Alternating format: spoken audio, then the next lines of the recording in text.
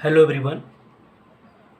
बहुत सारे लोग का डाउट है, बहुत सारे लोग बोल रहे हैं कि आप अपनी स्ट्रेटजी शेयर कीजिए कि कैसे आप 100+ स्कोर कर रहे हो इतने डिफ़िकल्ट पेपर में, या मतलब आपने लास्ट 1 ईयर कैसे पढ़ाई की थी जिसकी वजह से आप इतने डिफ़िकल्ट पेपर में भी GS1 में सर्वाइव कर रहे हो। तो मुझे लगा कि जो मेरी स्ट्रेटजी रही है लास्ट 1 ईयर की, स्पेशली प्रीलिम्स के लिए, उसको आप लोगों के साथ शेयर करना चाहिए। उसके बाद मैं GS1 पेपर में कैसे अप्रोच किया था वो भी डिस्कस करूँगा आप लोगों के साथ। तो पहले तो मैं डिस्कस करूँगा कि लास्ट 1 ईयर की, मतलब मैंने कैसे, क्या रूटीन या क्या स्ट्रेटजी थी मेरी, उसको मैंने फॉलो किया। तो मैंने एक्चुअली क्या था कि जो अपनी पढ़ाई थी लास्ट 1 ईयर की, उसको 2 फेज़ में डिवाइड कर रखा था। Till July to December for mains only, और January to till 27 May for prelims. थोड़ा सा ऊपर नीचे था, वो मैं डिस्कस करूँगा कैसे क्या था। तो मैं शुरू करता हूँ। एक्चुअली क्या था कि हम लोगों का ग्रुप है, उसमें हम लोग डेली बेसिस पे लाइक 2 o'clock बैठ जाते थे, फिर कुछ चीज़ें प्लान करते थे, लिखते थे या फिर डिस्कस करते थे।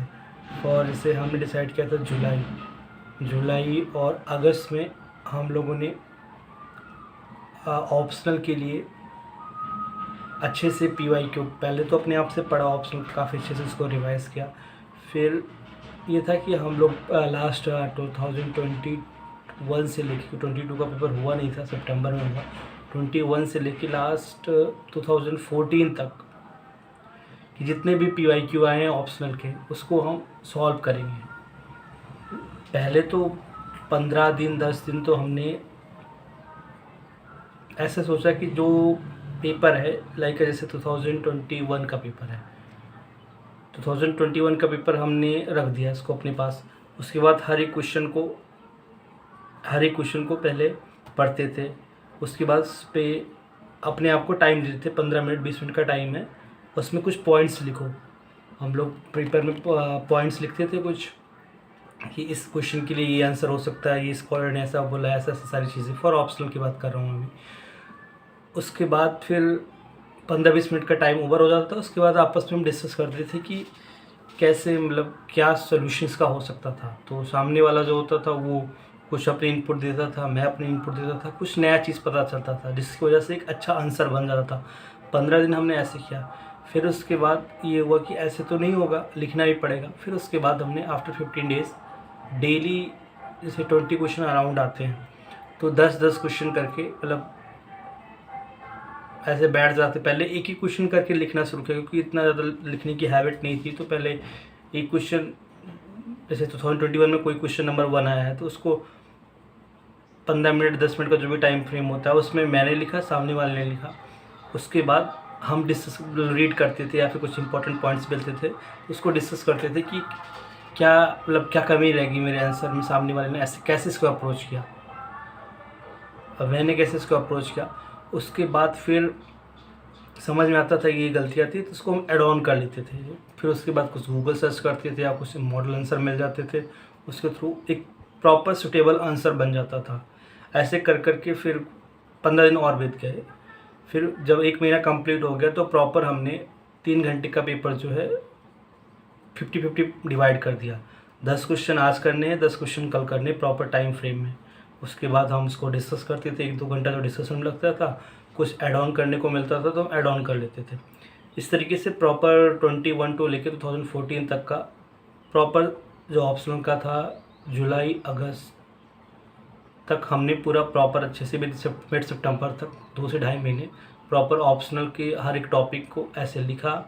और जिससे PYQ, क्योंकि मेरा ये मानना है कि जो PYQ होता है उस ऑप्शनल में से 60 to 70% जो होता है वो थीम रिपीट होती है ऑप्शनल के पेपर में, और GS में 60% अराउंड थीम रिपीट होती है। तो प्रीलिम्स से ज़्यादा मेंस का जो PYQ होता है बहुत ही ज़्यादा इम्पोर्टेंट होता है, और वो लिखने की हैबिट बहुत ज़रूरी होती है, क्योंकि 20 क्वेश्चन 3 घंटे में करना बहुत डिफ़िकल्ट होता है। इस तरीके से जुलाई, अगस्त और मिड ऑफ सितंबर में हमने ऑप्शनल का PYQ कंप्लीट कर दिया प्रॉपर आंसर राइटिंग के साथ। टेस्ट सीरीज़ हमने अभी तक नहीं टच की थी, पहले PYQ किया और प्रॉपर पेपर। ऐसा नहीं है कि मतलब टॉपिक वाइज ये टॉपिक हमें आता है तो हम डिस्कस कर लेंगे, ऐसा नहीं है, प्रॉपर उसको सॉल्व किया। फिर उसके बाद 15 दिन जो बचे थे, 15 दिन टेस्ट सीरीज़ को ना करके हम लोग GS पे आ गए। तो GS में भी ऐसे 15 दिन ऐसे किया कि जैसे कोई क्वेश्चन है तो उस पर अप्रोच क्या होगा हमारा, मतलब पहले लिखते नहीं थे। जैसे कोई क्वेश्चन मान लो कि डिजास्टर मैनेजमेंट का आ गया तो उसमें हम इंट्रो में क्या क्या चीज़ें लिख सकते हैं, बॉडी में क्या क्या लिख सकते हैं, कंक्लूजन में क्या क्या लिख सकते हैं, हमारा अप्रोच क्या होगा। फिर ऐसे करके हर एक क्वेश्चन को हम डिस्कस करते थे। आफ्टर 10 मिनट से टाइम दिया, उसके बाद उसको प्रॉपर डिस्कस करते थे कि अच्छा ये तुमने लिखा, मैंने ये लिखा, इसमें कुछ ऐड ऑन हो सकता है। फिर थोड़ा सा गूगल करते थे और कुछ स्टैंडर्ड मतलब मटेरियल मिल जाता था जिससे हम उस आंसर को ऐड ऑन करते थे। फिर 15 दिन ऐसा मतलब सितंबर बीत गया। फिर अक्टूबर एंड नवंबर में वही जो मेंस वाले स्ट्रेटजी अपनाई थी वही चीज़ किया हमने अक्टूबर और नवंबर में। तो लास्ट 8-10 ईयर के मतलब बोल सकते हो 22 टू लेके 2014 तक का जो पेपर था उसको हमने हर एक साल का 2 दिन में मतलब 50% आज 50% कल करके प्रॉपर टाइम फ्रेम में आंसर लिखा। उसके बाद डिस्कस किया आपस में, फिर कुछ ऐड ऑन लगा तो ऐड ऑन कर दिया। ऐसे करके अक्टूबर या नवंबर में बीत जाता। दिसंबर में हमने कुछ टेस्ट सीरीज़ मतलब ऐसा ज्वाइन तो नहीं की थी कोई टेस्ट सीरीज़, बट बहुत सारे टेलीग्राम या फिर बहुत सारे वेबसाइट के थ्रू आपको मिल जाते हैं कि टेस्ट सीरीज़ क्या क्या है। तो उसको हमने प्रॉपर टाइम फ्रेम में सॉल्व किया और उसको रिव्यू किया आपस में कि क्या क्या मतलब क्या इम्प्रूवमेंट ला सकते हैं, कहाँ पे गलतियाँ कर रहे हैं, टाइम पे पेपर कंप्लीट हो रहा है नहीं हो रहा है। या फिर जैसे लाइक हम प्रीलिम्स की तैयारी करते हैं तो हमारा GS1 का जो पार्ट है, मॉडर्न हिस्ट्री हो गया, कल्चर का भी थोड़ा बहुत पार्ट, इवन ज्योग्राफी का पार्ट तो कंप्लीट हो जाता है, बट लाइक और भी चीज़ें सोसाइटी हो गई। पेपर 2 में भी ऐसे गवर्नेंस, सोशल जस्टिस, पेपर 3 में disaster management, internal security, science and tech, कुछ चीज़ें होती है जो इवन GS4 तो पूरा एथिक्स नया ही होता है जो हम लोग प्रीलिम्स के लिए नहीं पढ़ते। तो मतलब इस तरीके से करके फिर साइड में कुछ नोट्स भी हमने प्रिपेयर किए कि जैसे मेंस में काम आएगा। इस तरीके से लास्ट 6 मंथ को हमने प्रॉपर यूटिलाइज़ किया और काफ़ी सारे आंसर्स लिखे। स्पेशली टारगेट, फोकस टारगेट हमारा था PYQ, क्योंकि हमें पता था PYQ ही की है। इस तरीके से PYQ हमने बहुत अच्छे से कंप्लीट किया। इन बिटवीन नवंबर एंड दिसंबर में हमने प्रीलिम्स के लिए भी हर एक संडे को जो विज़न का मॉक आता है, मतलब टेस्ट नंबर 1 टू लेकर टेस्ट नंबर 8, मतलब हर एक संडे मतलब 4 संडे पढ़ते हैं तो नवंबर में 4, दिसंबर में 4, ऐसे करके 8 टेस्ट हमने कंप्लीट कर लिए थे दिसंबर तक। उसके बाद जनवरी में आते हैं। जनवरी में हमने जो हमारा ऑप्शनल था उसको काफ़ी अच्छे से रिवाइज़ किया। कुछ टॉपर्स के नोट्स थे, कुछ टॉपर्स की कॉपीज़ थी, उनको रेफ़र किया, कुछ अपनी तरफ से हमने जो प्रिपेयर किया था उसको करके मतलब जनवरी में हमारा 50% टाइम बोल सकते हैं कि ऑप्शनल को रिवीजन में जाता था, बाकी 50% जाता था उसमें हम अपना जो स्टैटिक वाला पार्ट था उसको रिवाइज करते थे। और जो हमारा टाइम था 2 बजे हम बैठ जाते थे डिस्कशन में। उसमें कुछ जैसे कि हाँ, एक चीज़ हम और करते थे कि जो इनसाइट की जो आती है डेली क्विज़, उसमें ऐसा मैं इसको इम्पॉर्टेंट नहीं समझूंगा, बट कहीं ना कहीं MCQ फॉर्मेट में हम बने रहें, डेली 10-15 टेस्ट मतलब 10-15 क्वेश्चन कर रहे हैं, वो अच्छा रहता है, इसलिए हम लोग उसको डेली बेसिस पे करते थे। और करंट के लिए भी न्यूज़पेपर तो पढ़ते ही थे, कभी कभी वो रेगुलर उतना नहीं हो पाते थे, इनसाइट का जो डेली आता है उसको पढ़ लेते थे। और फिर एक चीज़ फिर हमने जनवरी में स्टार्ट की कि जनवरी में हर एक संडे को हमने 2011 से लेकर 2022 का जो प्रीलिम्स का PYQ पेपर है, प्रॉपर पेपर, उसका प्रिंट आउट निकाला। हर एक संडे को हम बैठते थे कि प्रॉपर टाइम फ्रेम में, कि उसके बाद फिर उसको उसमें एलिमिनेशन टेक्निक्स जो होती थी या फिर जो नॉलेज बेसिस पे कि कैसे इसको मतलब अप्रोच करना है, क्या करना है। नंबर आते थे, अच्छे नंबर आते थे, उसके बाद हम उसको डिस्कस कर लेते थे। कुछ ऐड ऑन होना था तो ऐड ऑन कर लेते थे उसमें गूगल सर्च करके कि इसमें अच्छा ये चीज़ है जो मुझे नहीं पता थी, ऐड कर ली। इस पर कुछ एलिमिनेशन ट्रिक्स लगी, उसको ऐड कर लेते थे। ऐसे करके हर एक संडे करते थे। फिर हमने सब्जेक्ट वाइज पेपर पकड़ा, जैसे लाइक फॉर इकोनॉमिक्स हमने पढ़ा जनवरी में, तो इकोनॉमिक्स के जो टेस्ट नंबर 21 एंड 22 जो होता है विज़न का, उसको हमने किया। फिर उसके बाद हिस्ट्री, ऐसे हिस्ट्री के जो विज़न के क्वेश्चंस पेपर्स होते हैं सेक्शन वाइज, उसको किया। पॉलिटी, ज्योग्राफी, इन्वायरमेंट, इवन सारी चीज़ें हमने ये टारगेट किया था कि हम इसको 2 से 3 ढाई महीने में कंप्लीट कर देंगे। ऐसे करते हुए और हर संडे को हम PYQ करते थे। फिर फरवरी आता है, फरवरी में हमने मॉक्स खूब सारे दिए, जो स्टैटिक था उसको रिवाइज़ किया अच्छे से, जो भी सब्जेक्ट थे हमारे, क्योंकि अटेम्प्ट ज़्यादा हो चुके हैं तो चीज़ें ज़ीरो लेवल पे तो नहीं पढ़नी है। कुछ चीज़ें जो लगता था कि नहीं यार हर साल नोट्स नहीं प्रिपेयर किए थे, तो नोट्स भी प्रिपेयर किया हमने, और मॉक्स के नंबर्स बढ़ाए, और PYQ।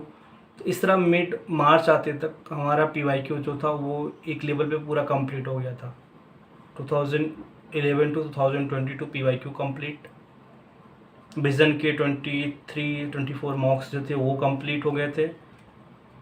Even one time static हमारा जो था वो रिवाइज हो गया था। करंट की PT आ गई थी, वो भी वन टाइम रिवाइज हो गई थी। तो जो बेसिक चीज़ें थी वो एक बार रिवाइज हो गई थी। उसके बाद फिर हमने सोचा कि PYQ को काफ़ी अच्छे से एनालिसिस किया जाए, तो डेली बेसिस पे हम बैठते थे। जैसे 2011 का पेपर पकड़ा, उसको 15-20 या 30-40 क्वेश्चन प्रॉपर अच्छे से करते थे। थोड़ा सा ऐसे टॉपिक है तो उस टॉपिक में डिटेल में जाते थे। जैसे मान लो कोई क्वेश्चन गवर्नर पे पूछा है, तो गवर्नर का चैप्टर लक्ष्मीकांत खोल के पूरा अच्छे से रिवाइज कर लेते थे। इवन कोई क्वेश्चन प्रेसिडेंट से आ गया, फंडामेंटल राइट्स है, इस तरह पॉलिटी हमने PYQ के साथ रिवाइज़ की। इवन हिस्ट्री के लिए भी जैसे कुछ मॉडर्न हिस्ट्री से क्रिप्स मिशन आ गया, तो वो 4-5 जो मिशन है उनको स्पेक्ट्रम से पढ़ डाला। इकोनॉमिक्स में भी जो बेसिक कॉन्सेप्ट थे उसको हमने बार बार रिवाइज़ किया। इस तरह हमारा क्या हुआ कि PYQ 1 महीने लगभग लगे, मतलब अप्रॉक्स 250 आवर्स लगे हमारा, बहुत ज़्यादा था। मतलब पूरा 1 महीना लगा, पूरा अच्छे से PYQ किया हमने उसको। 360 डिग्री एनालिसिस को बोलते हैं वो, की मतलब गूगल सर्च किया, कुछ मटेरियल हमारे थे उनको किया, साथ में जो हमारी स्टैंडर्ड बुक्स थी उसको भी रिवाइज़ करते चले गए साथ में। तो हमारा रिवीजन भी चल रहा था साथ में, और PYQ भी चल रहा था। ऐसा करते करते मतलब बोल सकते हैं कि मिड अप्रैल तक हमारा PYQ बहुत अच्छे से हो गया। और PYQ पे जो हमारे पास हार्ड कॉपी थी तो उसमें कुछ नया चीज़ होता था तो नोट डाउन कर देते थे उसमें, तो वो नोट्स भी प्रिपेयर हो गया PYQ का। लास्ट 12 ईयर्स का नोट्स प्रिपेयर हो गया PYQ का। फिर हमने कुछ पैटर्न एनालिसिस किए, कुछ टेक्निक्स ट्रिक्स, एलिमिनेशन लगना स्टार्ट हुआ कि अच्छा ऐसे ऐसे कर रहे हैं। और हमारा स्टैटिक भी रिवाइज हो गया। फिर PT के भी जो पहला फेज़ आया था PT, उसके नोट्स भी प्रिपेयर्ड हो गए थे। फिर 15 अप्रैल से हमने सोचा कि अब हम फुल सिलेबस मॉक्स देते हैं। तो विज़न के अराउंड 6 या 7 मॉक्स दिए फुल सिलेबस। नेक्स्ट IAS के 4 दिए, फोरम के 5 या 6 दिए, वाजीराम के 1 या 2 दिए थे। मतलब अराउंड 20 फुल सिलेबस का मॉक्स हमने अच्छे से दिया। उस मॉक्स को एनालिसिस किया और उसमें जो इम्पोर्टेंट चीज़ लगी उसको नोट डाउन कर दिया प्रॉपर। एक मतलब नोट्स बना लिए उसके, हर एक टेस्ट के नोट्स बना लिए कि मान लो लास्ट में टाइम नहीं मिलता तो रिवाइज़ नहीं कर पाएंगे। तो लगभग 20 टेस्ट के फुल सिलेबस के हमारे पास नोट्स प्रिपेयर्ड हो गए थे। क्योंकि उससे करंट भी क्या क्या चीज़ें, फिर 10 टेस्ट के बाद ना मतलब ऐसा लगने लगा कि चीज़ें रिपीट हो रही हैं, करंट्स की चीज़ें रिपीट हो रही हैं, जो स्टैटिक में चीज़ें वो भी रिपीट हो रही थी बार बार, हर टेस्ट में अलग अलग घूम के वही चीज़ें आ रही थी। तो ये लगा कि मतलब सही डायरेक्शन में जा रहे हैं हम लोग। तो वो मॉक्स के प्रॉपर 20 टेस्ट के नोट्स हो गए हमारे। 10 मई तक मॉक्स दिया था हमने, मतलब ऐसा बोल सकते हैं कि मतलब 20 डेज़ कंटिन्यूसली हमने मॉक्स दिया डेली। उसको करते थे, फिर एनालिसिस करते थे। फिर हमने सेकेंड राउंड जो PYQ किया था, मतलब PYQ जो था 2011 टू 2022 तक, उसको फिर से हमने सॉल्व किया कि हम फिर से एलिमिनेशन लगाएंगे, टेक्निक्स लगाएंगे, और जब उसका सोल्यूशन पढ़ना होता था जो हमने पहले नोट्स बना रखे हैं, पहला टेस्ट जो था उसमें एनालिसिस की थी उसको भी रीड करते थे। तो PYQ भी कंटिन्यूसली रीड होता रहा साइड बाय साइड। स्टैटिक में जैसे मतलब कुछ चीज़ें इंपॉर्टेंट टॉपिक्स छूटे हुए थे उनको पढ़ लेते थे। ऐसे करते PT का जो नया PT है उसके प्रॉपर नोट्स बना लिए, इकोनॉमिक सर्वे के नोट्स बना लिए। तो मतलब ऐसा बोल सकते हैं कि 10 मई तक हमारे पास हर एक चीज़ की, लाइक स्टैटिक के, करंट अफेयर के, PYQ के और मॉक्स के, चारों चीज़ों के नोट्स थे हमारे पास।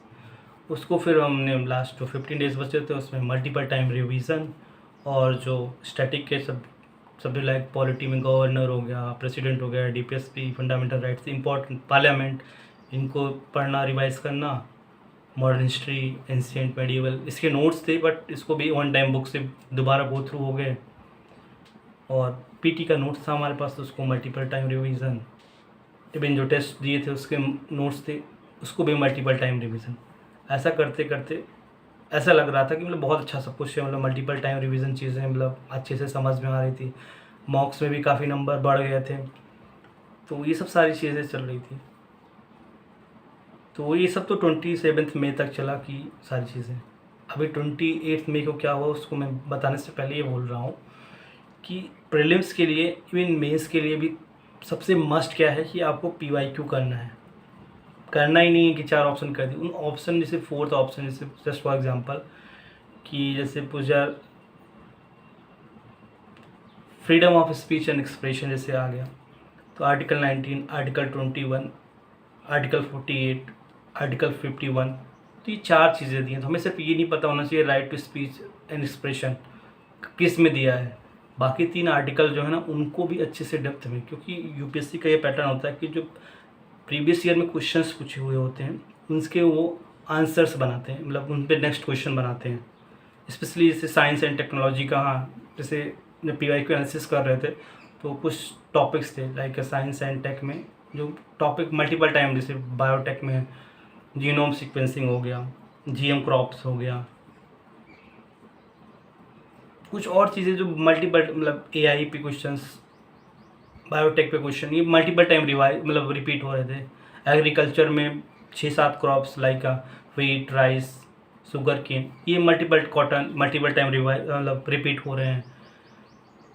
कुछ स्पीसीज वो multiple time, national parks, reverse,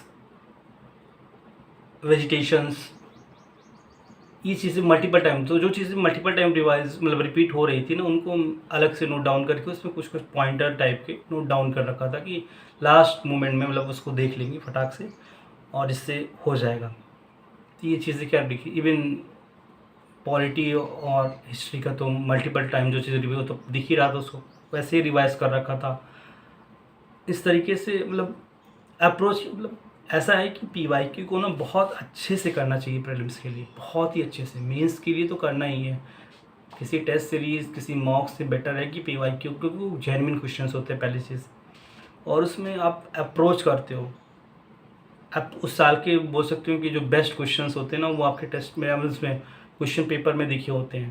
तो PYQ, क्योंकि PYQ को ही फ्रेम करता है UPSC, तो उसको बहुत अच्छे से करो, मेंस के लिए भी प्रीलिम्स के लिए भी।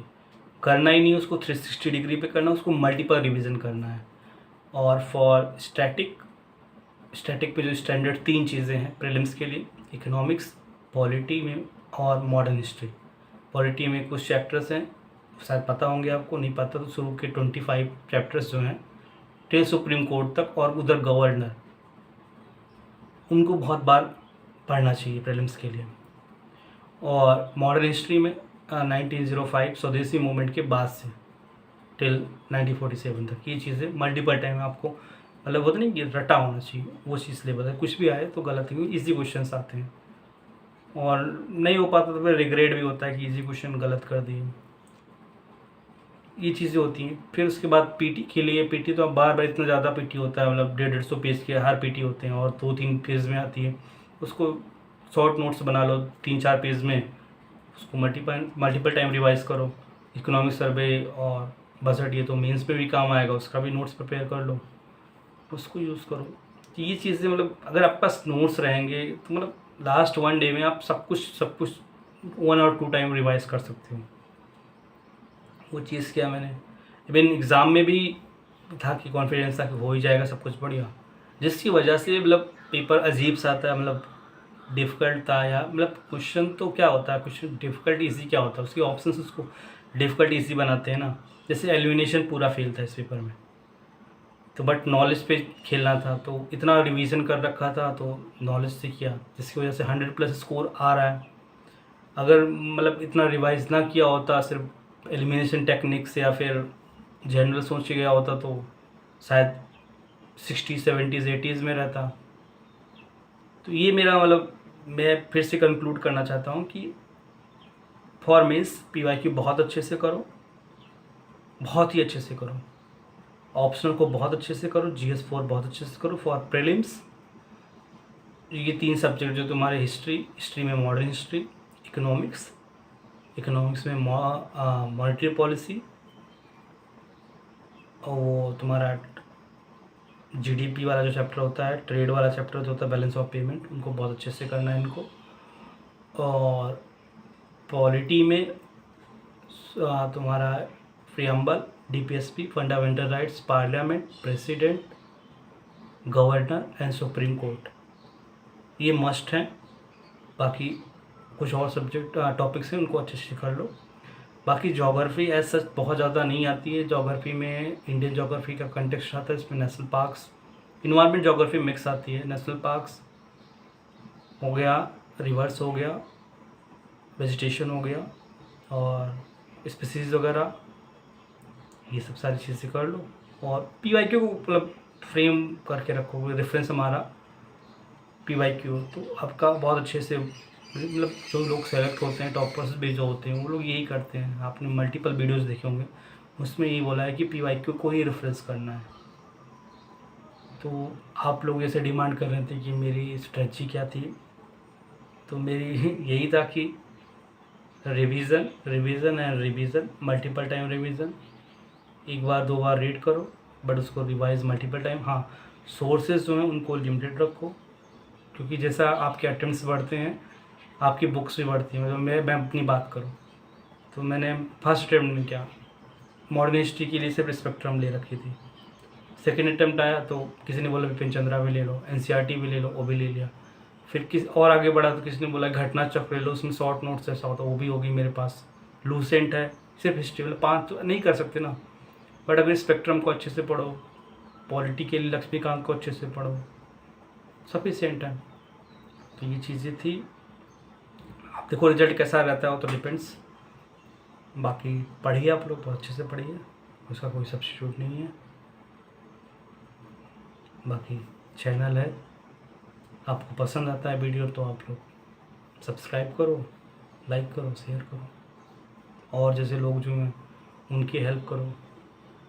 मेरा ऐसा तो कोई मॉनेटरी मोटिव तो है नहीं इस चीज़ को, चैनल को शुरू करने का कि, पर ठीक है, आपने जो एक्सपीरियंस है उनको शेयर करना। बहुत सारे लोग होते हैं जिनको शायद कोई गाइडेंस नहीं मिलती, क्योंकि इस एग्ज़ाम में ना 3 अटैम्प्ट लग जाते हैं। अगर आपके पास प्रॉपर मेंटरशिप और गाइडेंस नहीं है तो आपको 2 से 3 अटैम्प्ट लग जाएंगे, आपका प्रीलिम्स ही नहीं क्लियर होगा, क्योंकि आपको आइडिया ही नहीं क्या पढ़ना है क्या नहीं पढ़ना है। कोचिंग चले गए तो कोचिंग का इतना मटेरियल हो जाता है, उसको फिर उसके बाद फिर से आपको लक्ष्मीकांत पढ़ना ही पड़ेगा, स्पेक्ट्रम पढ़ना ही पड़ेगा। तो वो सब चीज़ों से बचने के लिए शायद मुझे तो गाइडेंस नहीं मिला था, तो मुझे लगा कि शायद मैं हेल्प कर सकता हूँ आप लोगों की, आगे करता भी रहूँगा। ठीक है, पढ़िए अच्छे से। Thank you so much.